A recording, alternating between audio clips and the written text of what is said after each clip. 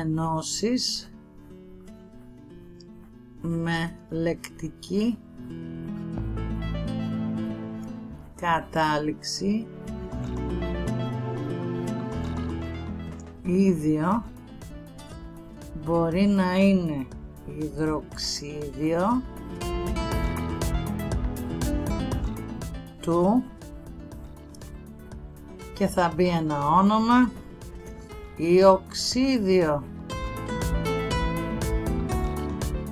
Ας πάρουμε την πρώτη κατηγορία, οι ενώσεις που έχουν λεκτική κατάληξη υδροξίδιο του και μέσα εδώ θα είναι το όνομα ενός μετάλλου.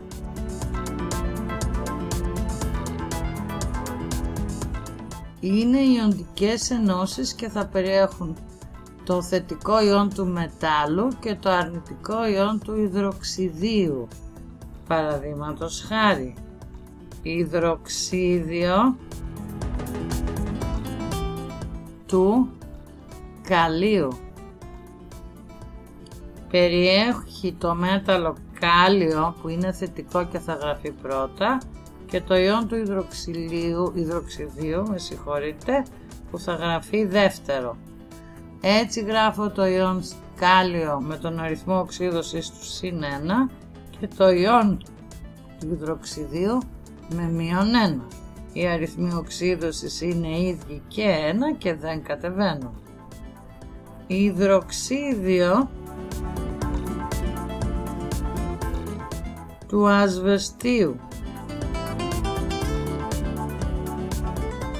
περιέχει το μέταλλο ασβέστιο, το ιόν του μετάλλου του ασβεστίου και το ιόν του υδροξιδίου και είναι και αυτή όπως και η προηγούμενη ιοντική ένωση. Γράφουμε πρώτα το ασβέστιο και τον αριθμό οξύδωσης του -2 και μετά το ιόν του υδροξιδίου -1. Εδώ οι αριθμοί δεν είναι ίδιοι, οι αριθμοί οξύδωσης εννοούμε και γι' αυτό το 1 του υδροξιδίου σαν 1 δεν θα κατέβει κάτω στο ασβέστιο, ενώ το 2 του ασβεστίου θα κατεβεί στο ιόν του υδροξιδίου αφού το ιόν μπει σε παρένθεση και μετά κατεβεί ο δείκτης 2. Τρίτο παράδειγμα, υδροξίδιο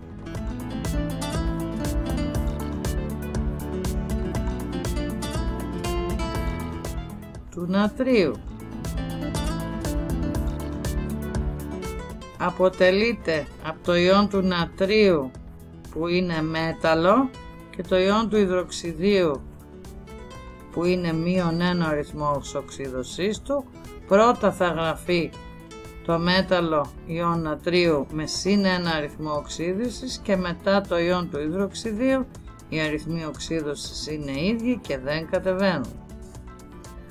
Όταν τώρα η κατάληξη είναι οξύδιο, εδώ έχουμε δύο περιπτώσεις, οξύδιο και μετά του και είναι όνομα μετάλλου εδώ.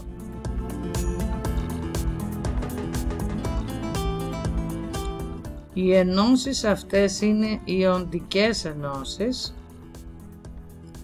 όπως και οι ενώσεις του υδροξιδίου είναι ιοντικές ενώσεις.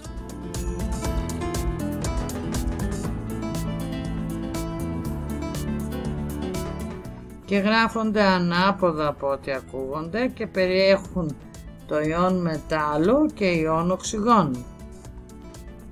Παραδείγματος χάρη, οξύδιο του καλίου. Πρώτα θα γράψουμε το ιόν του μετάλλου του καλίου με αριθμό οξύδωσης -1 και μετά το ιόν του οξυγόνου -2. Οι αριθμοί οξύδωσης δεν είναι ίδιοι και κατεβαίνουν χιαστοί. Το 2 του οξυγόνου θα κατεβεί στο κάλιο, το 1 του καλίου δεν κατεβαίνει.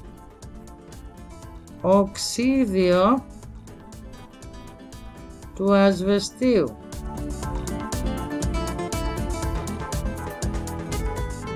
Περιέχει το μέταλλο, το ιόν του μετάλλου του ασβεστίου συν 2 αριθμού οξύδωσης και το ιόν του οξυγόνου με αριθμό οξύδωσης μείον 2. Οι αριθμοί οξύδωσης είναι ίδιοι, απλοποιούνται, γίνονται ένα και σαν ένα δεν κατεβαίνει κανένας από τους δύο στη γραφή της ένωσης. Όταν τώρα το μέταλλο έχει παραπάνω από έναν αριθμό οξύδωσης, τότε στο όνομα του οξυδίου πρέπει στο τέλος να μην μπει μια παρένθεση η οποία να δηλώνει τον αριθμό οξύδωσης.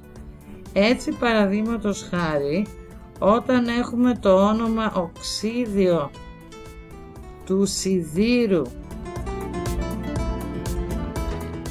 μέσα σε παρένθεση το λατινικό 3, σημαίνει ότι πρέπει να γράψουμε το ιόν του μετάλλου του σιδήρου με αριθμό οξύδωσης συν 3 και όχι το συν 2 που έχει συνήθως ο σίδηρος, και το ιόν μετά του οξυγόνου που έχει μείον 2.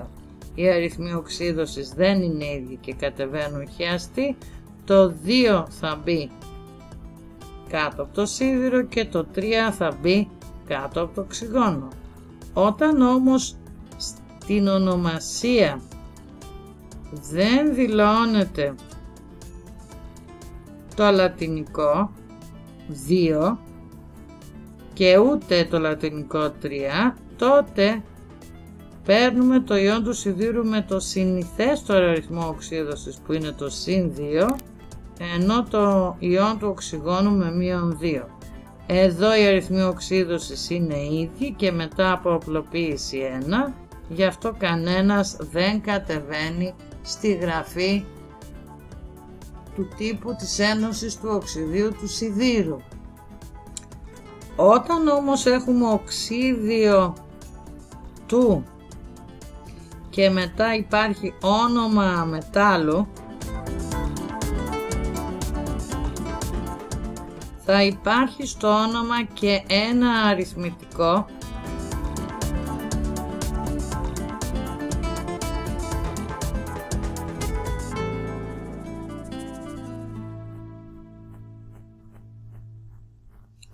για τον αριθμό οξυγόνων που περιέχουν συνήθως.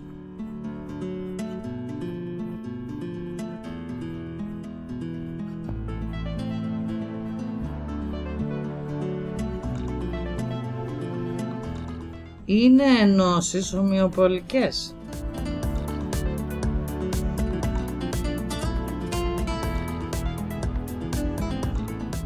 Γιατί τα μέταλλα έχουν πολλαπλούς θετικούς αριθμούς οξύδωσης.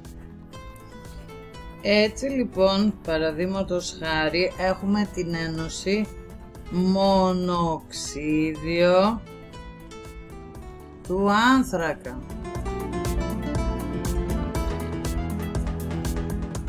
Αποτελείται από άνθρακα και ένα οξυγόνο. Διοξίδιο του άνθρακα. Αποτελείται από άνθρακα και δύο οξυγόνα.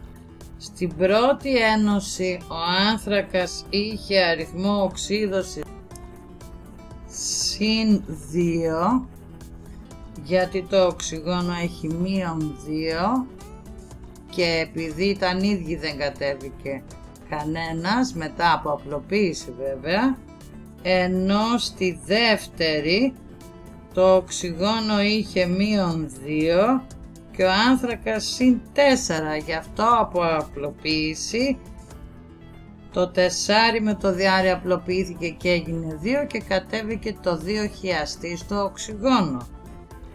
Άλλο παράδειγμα, πεντοξίδιο του αζότου. Εδώ έχουμε το άζωτο με 5 οξυγόνα και εδώ μπορούμε να βρούμε τον αριθμό οξύδωσης του αζότου από τον αριθμό οξύδωσης των οξυγόνων που κάθε οξυγόνο έχει -2 και το άζωτο εδώ -5, γι' αυτό επειδή δεν ήταν ίδιοι κατέβηκαν χιαστοί.